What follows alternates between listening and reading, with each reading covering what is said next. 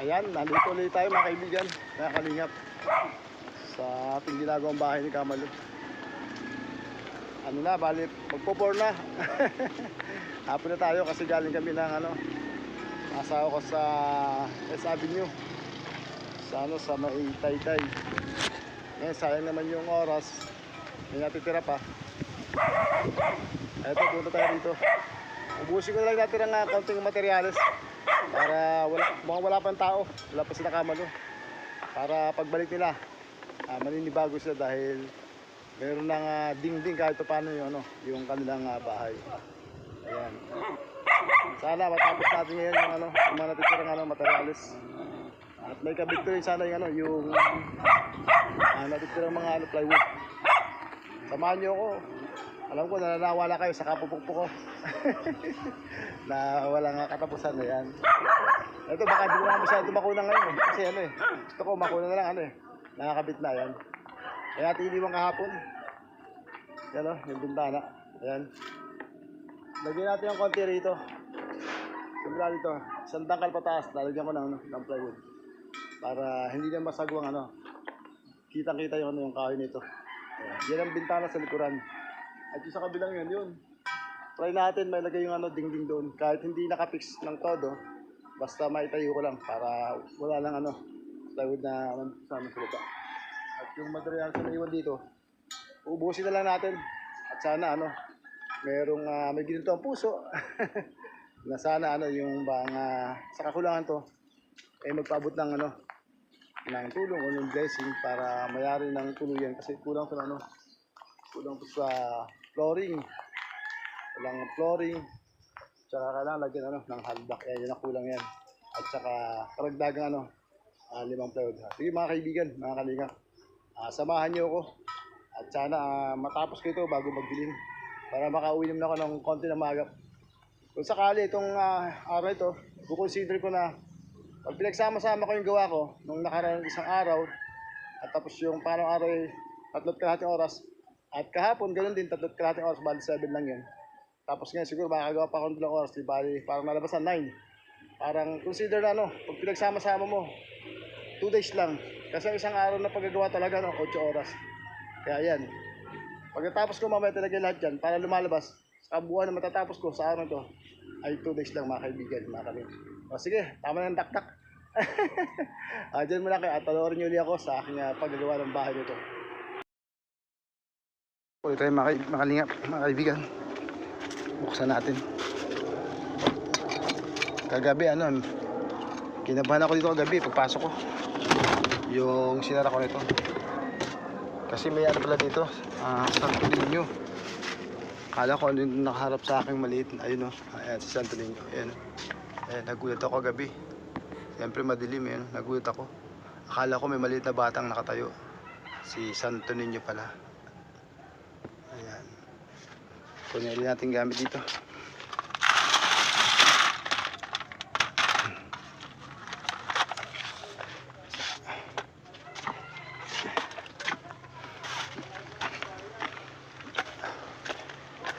Tapusin natin yung mga plywood yan. Kabit natin yan. Kabit natin yan dito sa sa area ito. Ayan, nakikita nyo naman.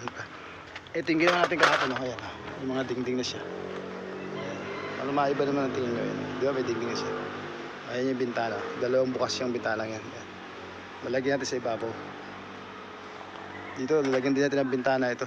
Lugar na ito. Siguro isa dito, isa doon kasi sabi na totoo ba yung masama ba yung magkatapat na bintana. Ayan. Dito ang pinto pag ang ating gagawin pag may kahoy na. Sige, dyan muna kayo at tapusin ko nito.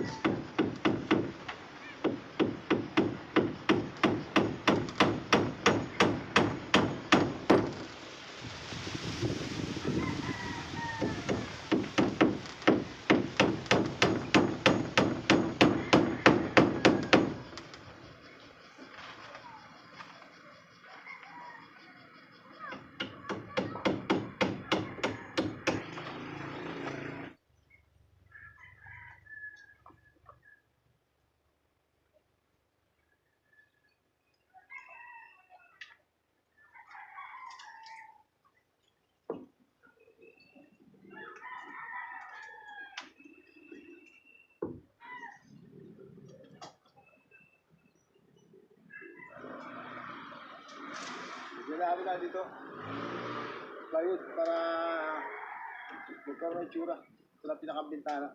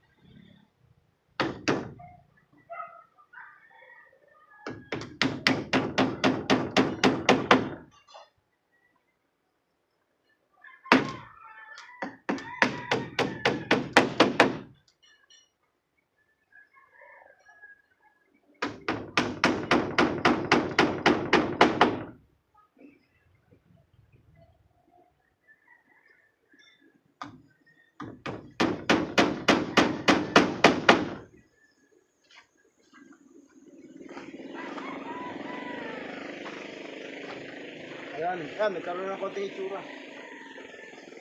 Hindi pinakabutas ang bintana. Ito.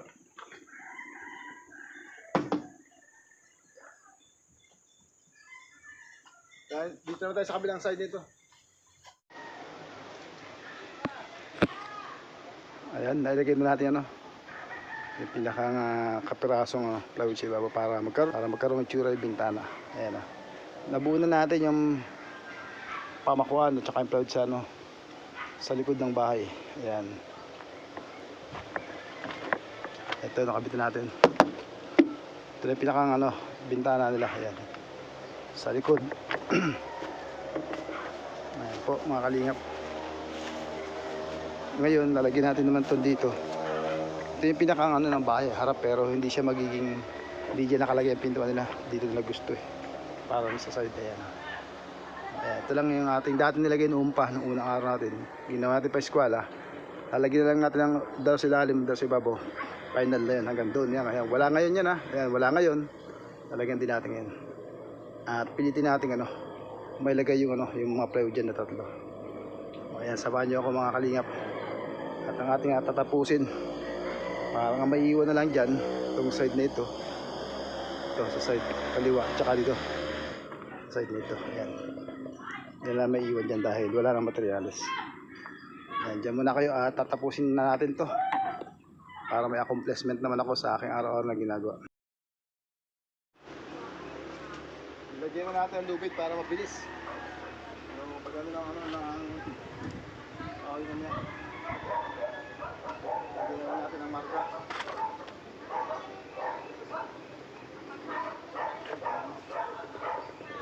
Kaya pa ano yan, technique.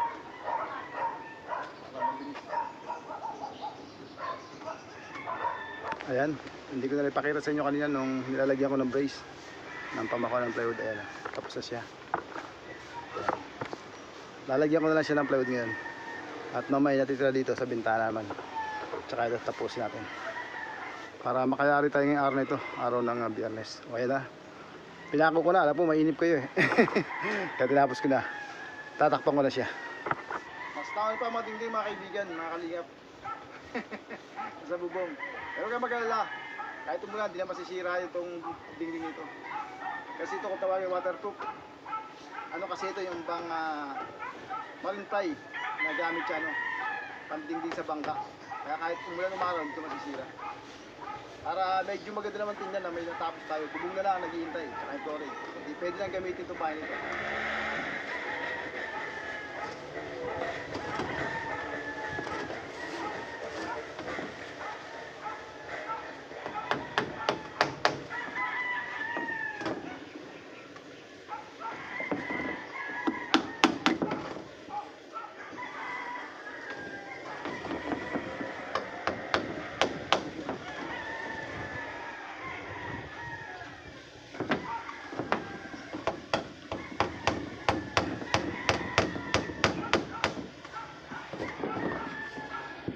Sigurado pala tayo, sakto yung ibay. Makasigurado tayo sakto. Kasi wala pa yung dito baka sumikip yung yung tayo. Lalagay ko temporary yung pinudro ko na parod dyan. Lalagay ko para ito. Hindi dikit na gano'n. Sure ko na pag pipinahan ko natin, tapos nilagyan na natin yung final din dito, ay sakto yung tayo para dito. Kasi kung hindi, baka medyo pumasok to, ipit. Para makasigurado tayo, pakikita ko tayo. Temporary lang tayo, isang to. Lalagyan mo natin dito. Para yan, sasandalin dito.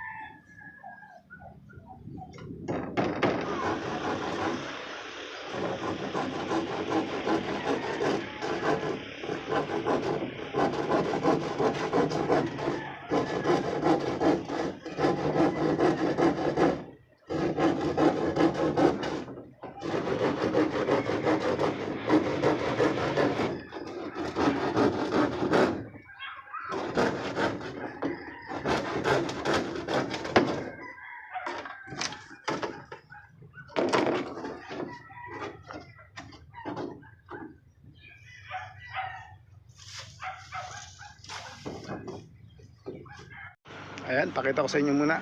Medyo maliwanag pa. Ayan, ito ngayon. Ito yung ating nilagyan kanina, ibabaw. Bintana lang kailangan talaga dyan. Sagro na lang, tsaka frame. Ayan. Ito na yung kulang sa lugar na yan. Diyan magkakaroon pintuan. Ito yung pinakaharapan ng bahay. Ayan o, kabit na natin. Kabit na natin yun o. Baba. At saka ito buo na yung brace. Ayan, kulang na lang yung kahoy doon sa ibabaw nun. At saka isa doon sa lalim para magmukhang bintana natin yan. Pero yan, pipilitin natin bago malis mamaya. Yung ibabaw, lalagyan natin ng gano'n ng tabing para maiwan na lang yung parang saktong bintana katulad nito. Ayan, ganyan. Ayan, mga ganyan. Ganyan, pilitin natin na may lagay din yun sa ibabaw sa lugar na ito. Kaya lang kulang yung kahoy, pero di bale, yung plywood na siguro tatapal ko para may itsura ng tingnan. Pakita lang natin hanggang may liwanag pa. Ayan, kulang na lang natin. Ito mga patayong to, kulang to ng dalawang kahoy. Tapos dalawa, mga 10 pa. 10 talaga kasi yung mga frame sa bintana tsaka sa pinto. Ayan, ang ating natapos ngayon, araw ng Biyernes. Bali 2 hours lang tayo gumawa ngayon. Ubus na yung ating materyales. Sakto. Yan. Yan yung ating natapos sa araw na ito, araw ng Biyernes. Nilagay na natin dingding sa likod. At bintana lang kailangan niyang frame tsaka yung ano. Ayun naman yung naiwang plywood para dyan. Tsaka doon sa kabilang bintana. Ito sa kabilang side mo, puro patayo lang muna ito. Ganon din sa kabila. Doon, puro patayo din. Yun. Ito rin. May dingding na rin to. Ayan. Sa harapan. Yari na rin yan. Ayan. Yan, yari na rin yung sa harapan na yan. Ayan. Yan na po yung itsura ngayon. Yung bahay ni Kamalo. Ayan. Kulang na lang po yung mga 10 kahoy. Tsaka 5 plywood. Ayan. Itsura niya ngayon. Tsaka mga na simento para para pag pinlooring kasi bumubukal daw sa lugar na yun. Ayan mga kaibigan, mga kalingap. Ayan po yung harapan. Nilagyan na rin natin ang bintana. Pero yung plywood sa ibabaw, dinugtong natin, uulitin natin yun. Nilagay ko lang kasi wala namang kahoy na. Nilagay lang natin para medyo magandang tingnan. Yan po yung itsura niya, ng bahay na yun. Yung bubog niya manggagaling sa kanila. Ay Manang B, yan po yung update ngayon. Yan po yung nilabasan ng perang binigay mo po sa akin. Yan po, nakatayo po ay halos nakayari ng isang bahay na 10 by 12 po ang laki. Paano mga kaibigan, mga kaligap, at pakakawin tayo na medyo maagap. Yan dito lang, bye bye. Yung gamit, yung maliwanag pa, halos wala lang pa ako, no? Halos side ayun, pasok natin at medyo maliwanag. Ayun, kita ko pa si kita ko si Ninyo. Kagabi nagulat ako kay Ninyo eh. Hindi ko siya makita, kala ko may may maliit na bata. Ayan, si Ninyo pala yan. Ayan tayo, wala pa rin sila Kamalo, mga kaibigan. Sara na natin, ngayon natin makakawin na medyo magap. Sakto nga alas 6 mga kaibigan, mga kalingap.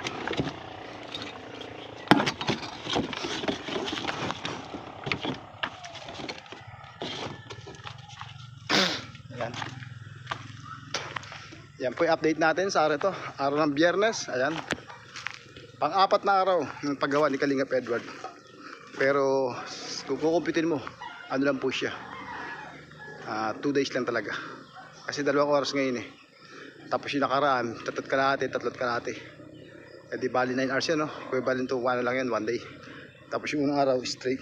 Ayan, nagawa natin mga kaibigan, mga Kalingap. Ubos na yung materialis natin. Baka meron po may gusto tumulong sa inyo. Yung mga gininto ang puso dyan, nakakaluwag sa ibang bansa. Baka nais pong tulungan sila Kamalo para po mayari ko po ng pong maigi ito. Itong bayan ito, makompleto po natin. Kulang-pulang 4 na plywood. 5 plywood po. Tsaka mga 10 2x2. Tsaka 6 na semento, tsaka buhangin yun po. Para po magkaroon ng flooring. At saka malagyan ng hard block na mga 2 patong po sa ilalim. Para hindi yung anayin at saka talsik yung tubig. Sabi pati ni Kamalo din sa lugar nito, pura dito, bumubukal na tubig yan.